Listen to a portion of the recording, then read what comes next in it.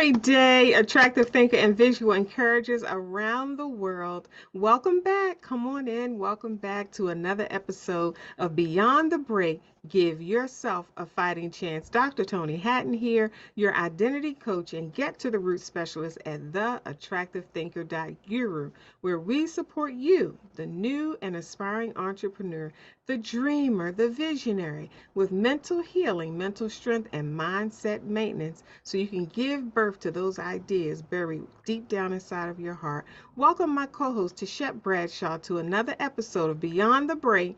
Give yourself a fighting chance. Happy Mindset Monday, everybody. We made it. We made it through another week. We get to do what we've never done, go where we've never gone, have all that we deserve to have in this lifetime. It's a great day to be alive. It is a fantastic and amazing day to be alive. Attractive thinkers and visionaries, I trust that you have your Attractive Thinker notebook handy to capture these gems today because the pain of tolerating forces change. And we're going to be talking about that today. So I want you to capture these gems. If you don't already have your copy of the Attractive Thinker book, run on over to Amazon and grab your copy because it is essential that you have these tools to support you along the way. When we talk about the pain of tolerating forces change, when you tolerate something, that means that you're putting up with it, you're settling for less than what you really want. Think about that. Imagine going into the store and you have your heart set on a particular item, and because they don't have that item maybe in your size, you have to get something else. You're forced to get it because you really need it for something, an upcoming event or whatever, and you feel like that's the best that you can do instead of going to another store which may have your size. But the pain of tolerating, you feel that energy, you feel that weight settling for something that you don't want versus what you really do want. Imagine that feeling, and I brought up that scenario just to give you an idea of that feeling that we're talking about. So when we talk about the pain of tolerating, which forces change, we're talking about you getting to the point where, as you say, enough is enough. And sometimes you may not say it, but your actions do. Your actions inform you and everyone else that you've had enough. You've had enough of tolerating. You've had enough of doing without what you really want. Because sometimes, Sachet, we can't give voice to it, but our actions will inform us that we've had enough. Our actions will inform us that we're at our limit, that we want what we want and we're not going to settle for anything less than that. So when we experience that pain of tolerating, sometimes to share, and from in my instance, most of the time, that pain of tolerating has to become greater than the fear of change, than the tolerating the growth of change, because growing through change is not easy sometimes. It can be very uncomfortable. So the pain of tolerating has to become greater than the discomfort that comes with change. And that's when movement begins to take place in our lives. That's when we begin to take new actions. And, Tashet, we talked about this a while ago about that energy that we're looking for. A lot of times when it's time for us to change and move forward and make, big moves in our lives, we struggle to do that because we really can't see how it's going to unfold, or we can't anticipate what's ahead. A lot of times we're looking at what could go wrong versus what could go right. And if we're focusing on what could go wrong, that's not going to help us move towards the change, because who would move towards something that's going to go wrong? We're not going to do that. So it calls for a perception shift. What if we changed our perception of change and of moving forward and allowed the unknown to not be as scary? What if we allowed the pain of tolerating to become greater than the pain of change?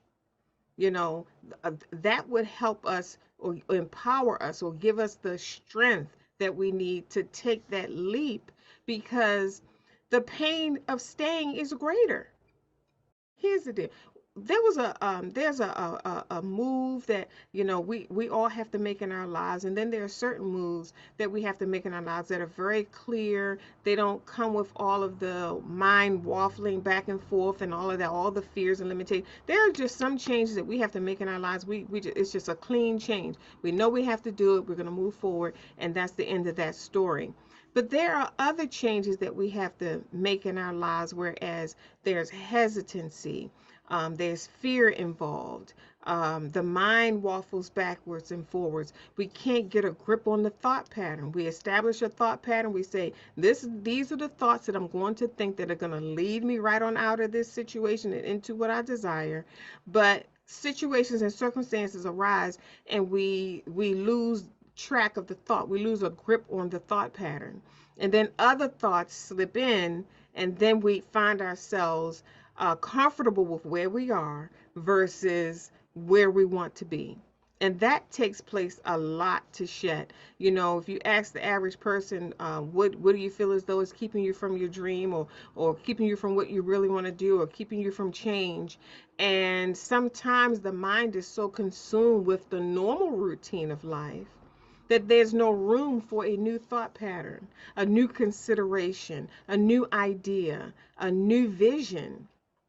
Sometimes you don't have room for it because you're stuck in the habit of the way things used to be, how things are going right now. I mean, how many times, Tisha, I know you have as well as me, and attractive thinkers and visionaries viewing this message, you've encountered people who said, one day I'm going to do such and such.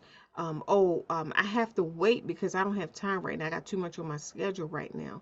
I got too much going on in my life right now, and there's no room to add anything new. Think about that. So it's the same with a thought pattern. If the mind is consumed with everything that could go wrong, there's no room for thoughts that could go right. Tashet, talk to us today about pain, the pain of tolerating, which forces change. Absolutely. Dr. Tony, one of the things that is clear is that the enemy of change is comfort. Right? Hmm. Because as long as you're comfortable and as long as you're able to tolerate, you won't make a change. Hmm. Right?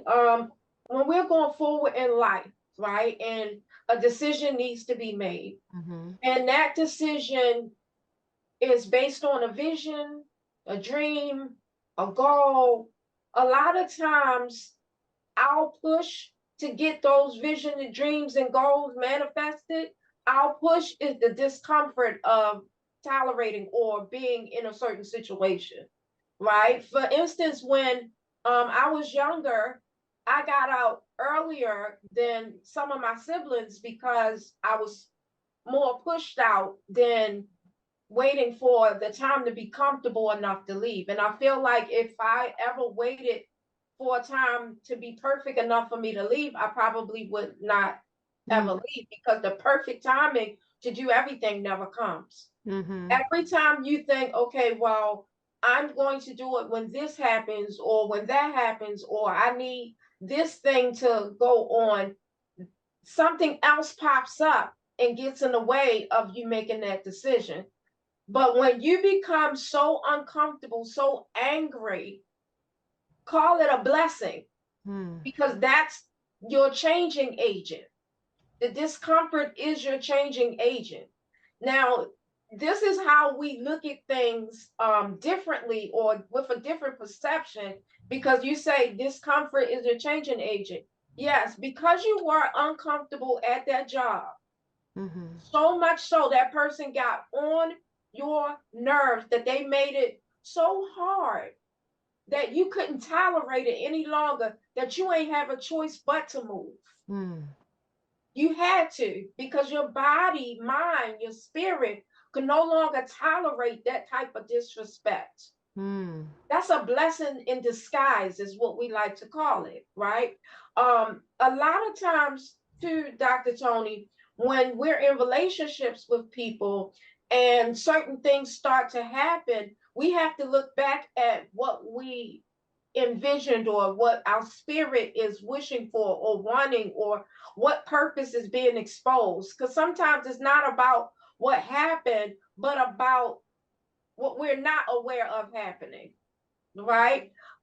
Meaning sometimes there are things that's happening in the background that's taking place because of the purpose, because of the vision, because of the goal that's taking place in the background, but not at the forefront. So in the forefront, you see turmoil, you see that the disrespect, you see a whole bunch of other stuff, but in the background, there's movement, there's growth, there is I'm pushing you to the next level.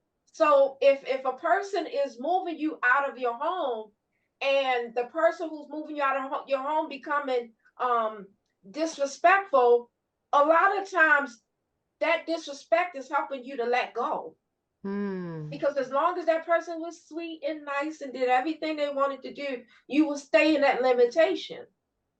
So it's possible that the disrespect and the stuff you've been tolerating and the hurt and the pain and the discomfort that you feel is working for you, is working for your benefit because of the purpose, because of the vision, because of the goal. When we become uncomfortable, and so uncomfortable that we can't keep still, and so uncomfortable that no matter where you look, you can't find peace, you can't find a way to be still, you'll make change instantly. Hmm. If you thought of a chair, right? And as long as that chair was comfortable, you would be like, okay, well, I'll get up in an hour, or I'll just go hit on, and I'll try things in 2 hours, or I'll do it tomorrow. You'll keep putting off tasks because you're comfortable in the chair. But if you have a chair of spikes, you're not sitting down in that chair. You're going to do everything you need to do in order for you to make a change, so that that spike in the chair is not the only thing you have going on in your life. That's not your only place to sit. As long as we are comfortable in the comfort zone, any kind of comfort, we'll make excuses for why we can't make change. We'll allow ourselves to tolerate more and more and more, as long as there's some sort of comfort. Hmm. But when that discomfort comes, count it all joy when it comes, because it is pushing you to a new level. It's pushing you to a new place. Or if your job, if anything, just became uncomfortable, could it be that purpose is calling you higher? Could it be that there's the more that's knocking at your door? So what we have to do is then focus, shift our focus on what's ahead, as opposed to what's behind us keeping us uncomfortable, right? Because the more we focus on the discomfort, the bigger the discomfort get, as opposed to focusing on how we can make the shift and change so we don't have to live in that discomfort, right? So the thing about the comfort zone, it's a safe zone. It'll allow you to stay in limited positions for a long period of time. If you're comfortable in a job that is not making what you wanted to make, but everybody in that job is doing what they're supposed to do, people are treating you nicely, they're bringing you baskets full of food and feeding you, you'll accept that pay, because again, it's just paying the bills. You're not quite uncomfortable yet. It's paying the bills to just getting by.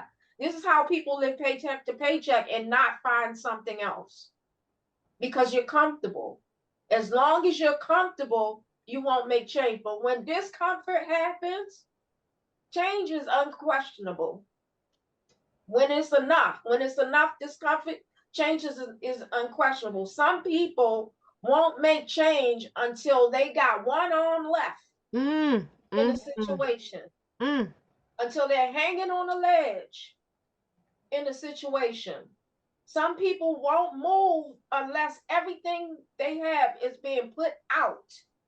I know from my own experience, I was not going to move. I was wishing and wanting for something greater, Dr. Toni. Mm-hmm. I had it on my vision board. I wanted something greater. I wanted to do something, but for some reason, I just could not pull the trigger on it. I just kept saying, okay, when I get a certain amount of this, or when I complete that, or when I have this in place, or when this person called me, or I have to have the perfect scenario to happen in order for me to make it happen. I kept making these excuses, right?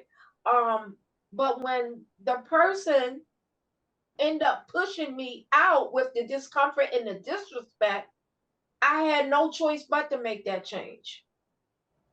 The amount of disrespect I had to take at that time, oh, I was so I was livid. I'm not gonna lie, I was livid, right?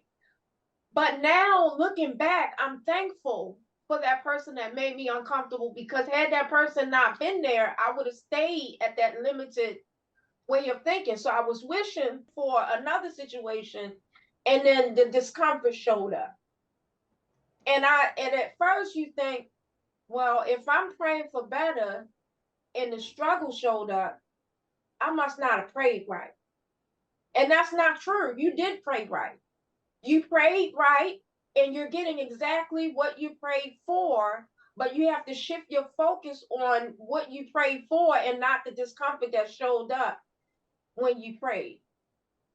Meaning, when that discomfort showed up, if you focus on that discomfort, what you prayed for is not in view. You have to be so focused on the future and the even though a lot of times we focus on promises, right? We say it's easier to focus on the past because we know that that's happened. That's evident. It's evident that that's happening, right? You can't deny that that's happening. That is promise. That is a promise situation, meaning you can't even undo the situation. So we can believe in that. But when we think about all our dreams and goals in the future, we can want it, we can desire it, we can envision it, but is it promised is the question that we have to ourselves. But you have to believe in your vision as if it's promised. If you believe that it's promised, you'll treat it like it's promised. You'll make a decision like it's promised. So when the discomfort comes, you'll have something to hold on to. For instance, and I like to give an example. If you're trying to move and you're wishing for a better home, and you're falling in love with all these homes online, and you're envisioning how you will feel in that home and cooking in that home, and the amount of work you will create in that home, and you have all these visions and you put it on your vision board, and then all of a sudden where you are at the time now has rodents or people that moved in and disrespectful. You have neighbors that's trashy, and all this stuff happened. There's so many different scenarios that could be placed right there as you were dreaming, and you're believing in your vision board. You're believing that, okay, my vision board is going to come to pass. It's going to come to pass. You like, okay, I'm gonna hold on to it. I'm gonna hold on to it. Now there's a different energy when you already got the key to your vision board versus when you have to dream it without having it in your hand. And this is the faith, right? This is where you have to operate the faith, the substance of things hoped for, the evidence of things unseen, right? You have to operate in that faith. Sometimes your faith is tested with discomfort to see if you really believe in the promises that's on this vision board. So the discomfort show up, and you're not even looking at your vision board. And as soon as somebody call, the first thing you come out is my neighbors is trashy, and this rodent is this, and I can't deal with this. And you got that energy. You're all wound up and all uncomfortable. It's like I can't even believe that they said this to me. And your whole day is filled with and you just are running down all the things uncomfortable that's uncomfortable. You write a list of all the things that are uncomfortable, and your focus can only be on either the vision board or the discomfort. You have to make the choice. You have to make the decision. So while your vision board is staring you in your face and you're listing all the things that are uncomfortable, which one are you focused on? If you're listing the things that's uncomfortable, you're focused on the discomfort.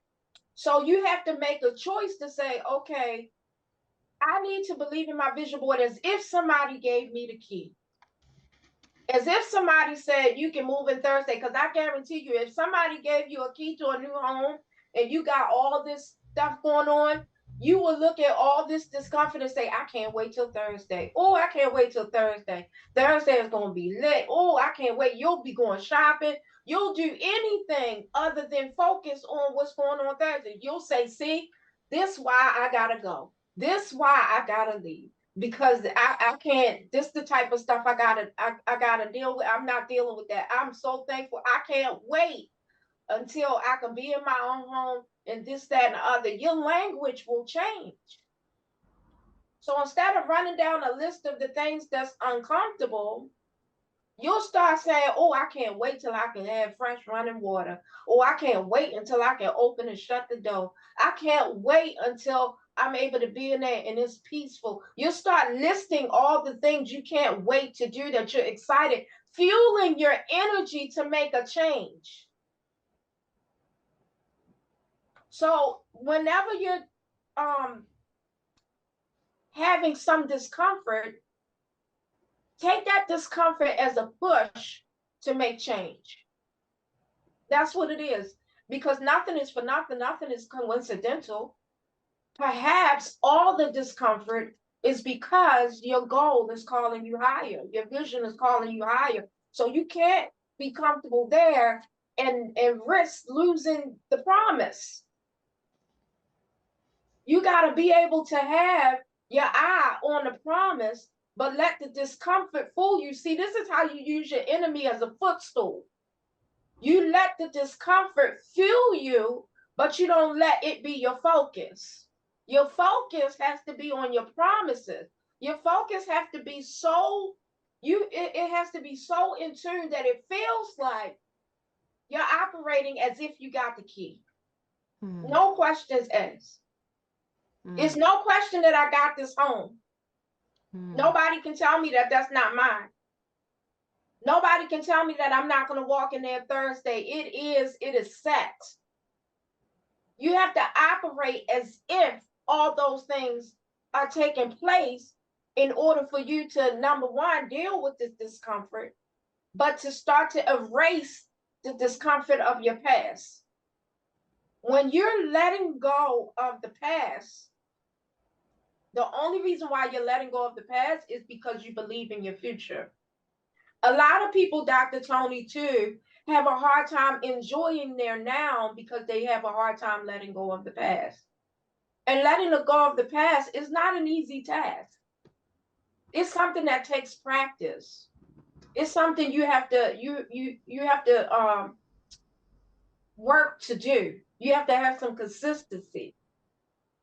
It's something you have to use for your mental breakfast, lunch, and dinner. You got to use your tools in order for you to conquer your past. So you have to be able to speak your way. Your language means your language to yourself and to others makes the difference on how you make that change or not.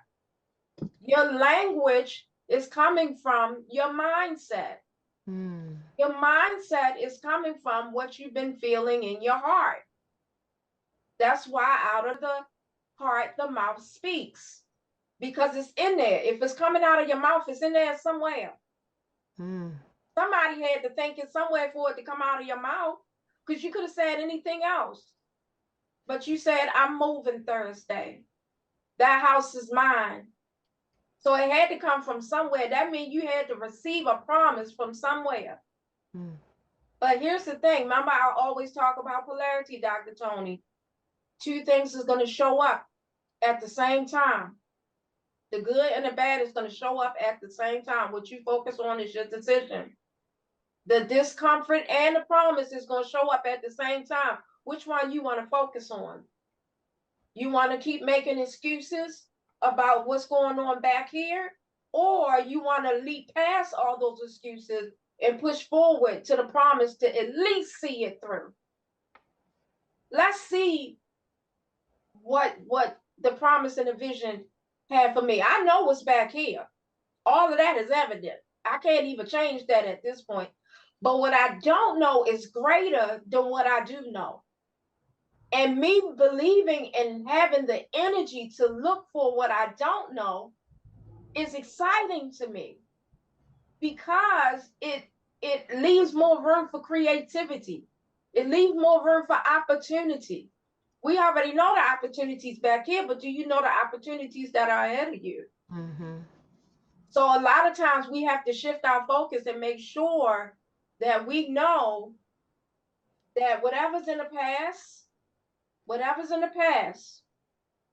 is in the past for a reason. You take the lesson and the blessing and you allow yourself to go forward in the future so you can create more blessings, more lessons from a wiser standpoint, from clarity, from a point of clarity Mm. that fuels your purpose and your power. Back to you, Dr. Tony. I like that.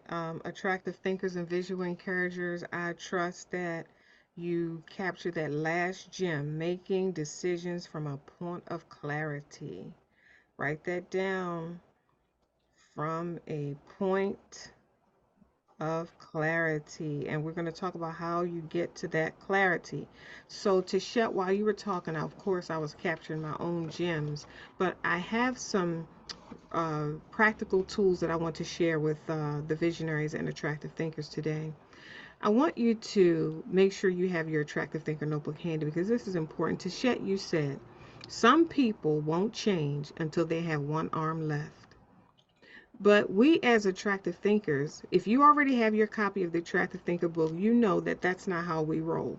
We don't wait until we have one arm left to move or take action or follow the plan or the vision, because we understand attractive thinkers don't have necessarily have to have defining moments. They can create their own destiny moments. If you don't know what I'm talking about, you have to get your copy of the Attractive Thinker because it's a whole vibe. It's a whole different shift, a whole different mindset when it comes down to decisions that we have to make in our lives going forward. So we automatically know we're not going to wait until we have one arm left to make these decisions and choices. So where do we begin? How do I make this decision? What are the tools that I can use to make this decision? So let me give you some food for thought.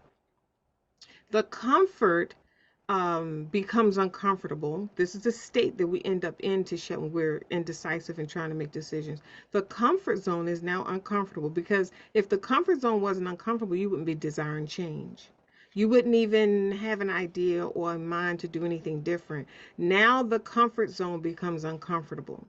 So you're at an unrest, like you said. You're pacing back and forth. You're moving. You can't sleep. You don't enjoy doing the same things you used to enjoy. You don't like talking to the same people you used to talk to. You're uncomfortable now. Your comfort zone has been disrupted. So now you're not comfortable with that. Can't find no peace there. The perception of the unknown becomes uncomfortable. Think about that going forward. Just the thought of change makes you uneasy. It makes you anxious. So you're uncomfortable where you are. You're not comfortable with where you're going. So we call that between a rock and a hard place. And now you're between these two spaces, and we call that stuck.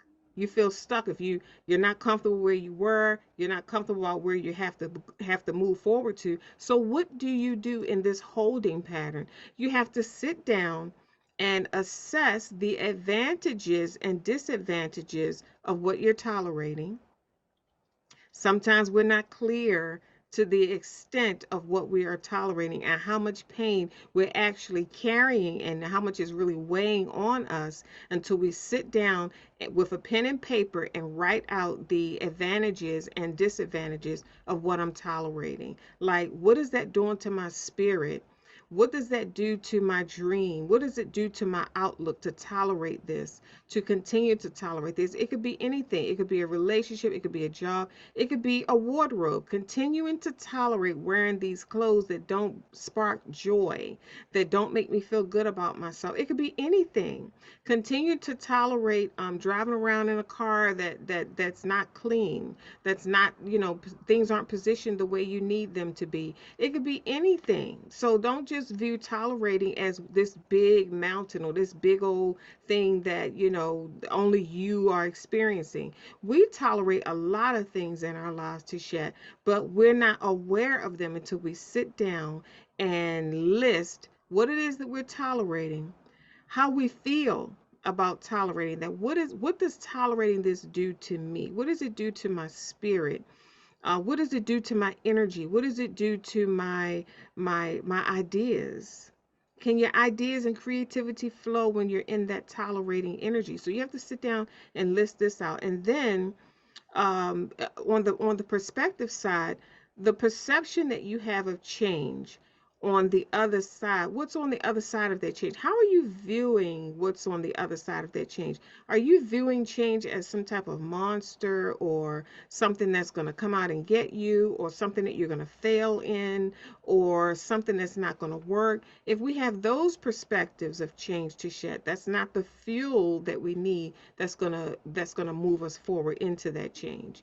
If we're still viewing change as a scary monster, we're not going to move towards it. The mind is not going to allow us to move towards anything that freaks us out, that causes heart palpitations, that gives us anxiety, and we're breaking out into hot sweats. So we have to change our perception of change. And the beautiful part about this activity, I've done it so many times throughout my life, you get crystal clear, because you said that in the end, you said making a decision from a point of clarity. And that's a great place to make a decision when you're crystal clear. You're clear about the fact that you can no longer tolerate, because you now see that that's not serving you. You're clear about the fact that you're going to have to push through this pain and discomfort of change, because what's on the other side of that change is exactly what you want. And that's the next step that I wanted to get to. So once you're clear on your advantages and disadvantages of tolerating, and you're clear on your perspective that you have of change, and you've shifted that, now change doesn't look like a monster, it looks like a promise. It looks like what you deserve. So now you have to decide, what is tolerating producing and what can change produce? We talked about that. Which one will help you reach your goal? Will the tolerating help you reach your goal, or which one has the desire, what you desire, or will the change help you reach your goal? So can tolerating help you reach your goal, or can change, what's on the other side of change, can that help you reach your goal? Once you're crystal clear on that, and you might say, well, Dr. Toni, I already know, what I want is on the other side of change. You consciously know, but you haven't done the work to inform your subconscious mind that what's on the other side of change is what you really want, because it's scaring you. It's causing you to not move forward. So sitting down with your attractive thinker notebook and writing this out, it helps you get crystal clear, and it calms your spirit on the inside, and it helps you to do away with those things that are that seem monstrous to you about this change. And once you have peace with that and clarity with that, you're able to move forward without all of the anxiety, and you're able to make progress. So Tisha, you said two things show up at the same time: the discomfort and the promise. Which one you focus on determines which one you get. I'm going to say that again. Two things show up: the promise and the discomfort. Whichever one you focus on, if you're going to focus on the discomfort, you're going to get the result of that. And we know that that's going to keep you from change. If you're going to focus on the promise, it's going to help you overcome the discomfort of change, the pain of change. So whichever one you focus on, you're going to get the fruit of that. You're going to receive the fruit of that. And if you decide, after you've done your work in your Attractive Thinker notebook of writing everything down, if you decide that what you desire is on the other side of change, the Attractive Thinker and the visionary today have given you the tools to support you in making that change. Tichet, tell our audience how they can get in touch with you, the visual encourager, and wrap us up with any lasting comment. Absolutely. You can find me on my website at www.visualencouragement.com. We provide mental support for movers and shakers, trailblazers, pathfinders, and groundbreakers. All you visionaries who desire to move mountains but need help lifting the heaviness so that you can create a new vision for yourself. Go to my contact us page, put in your information. Let me know how I can uplift you, enlighten you, and encourage you so that you can live a life of fulfillment beyond the break. Again, that's www.visualencouragement.com. Always choose your promise.